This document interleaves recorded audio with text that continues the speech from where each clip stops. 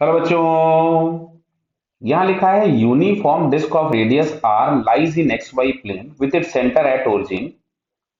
It's moment of inertia about Z axis is equal to the moment of inertia about the line this one. तो तुमसे पूछा है सी की value क्या होगी। क्लियर है?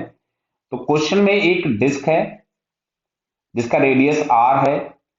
ओरिजिन से पास होने वाली एक्सिस के अबाउट मोमेंट ऑफ इनर्शिया सबसे पहले अगर हम लोग निकालें तो वो आता है M R square by two. Clear? चलिए मैं आपके लिए एक डायग्राम बना देता हूं यहाँ पे।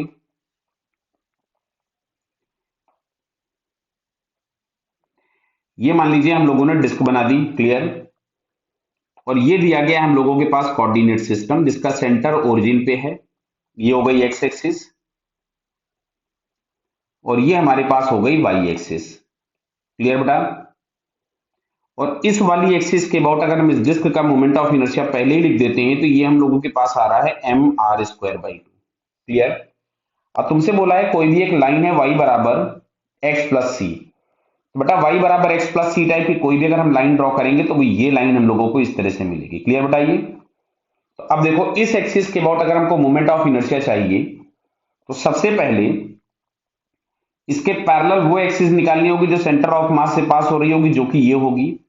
तो इसके अबाउट अगर हम आईसीएम लिखें तो सबसे पहले समझ में आ जाना चाहिए इसके अबाउट जो आईसीएम होगा that is M R square by four because ये डायमीटर एक्सिस है।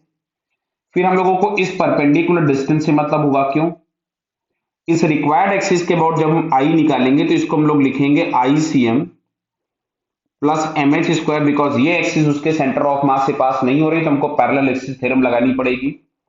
तो आईसीएम हम लोगों के पास हो गया M R square by four plus M into H. और ये दोनों मोमेंट ऑफ इनर्शिया बराबर होनी चाहिए, ऐसा क्वेश्चन में रिक्वायरमेंट हमारी पूरी गई। तो M R square by two. अब परपेंडिकुलर डिस्टेंस, तो भाई देखिए किसी भी लाइन पे जो अगर हमको परपेंडिकुलर डिस्टेंस फाइंड करनी होती थी तो हम लोग लिखते थे mod of A X one plus B Y one plus C upon under root of A square plus B square. याद आ रहा होगा ये? तो ये ओरिजिन वाले पॉइंट से अगर हम इस लाइन पे परपेंडिकुलर डिस्टेंस फाइंड करें जो कि लाइन हम लोगों के पास दी गई थी y माइनस एक्स माइनस सी बराबर जीरो।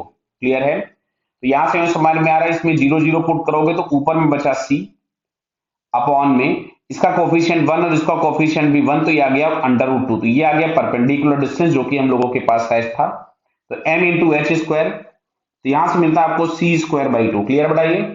सी का एच का स्क्वायर करना था तो सी का स्क्वायर हो गया। इसको अगर हम इधर ले आए तो M R square by two minus M R square by four, M से एम उड़ा दीजिए तो यहां से इससे इसको उड़ा दीजिए टू। तो यहां से बेटा हम लोगों को सी की जो वैल्यू मिलती है वो plus minus R by root to.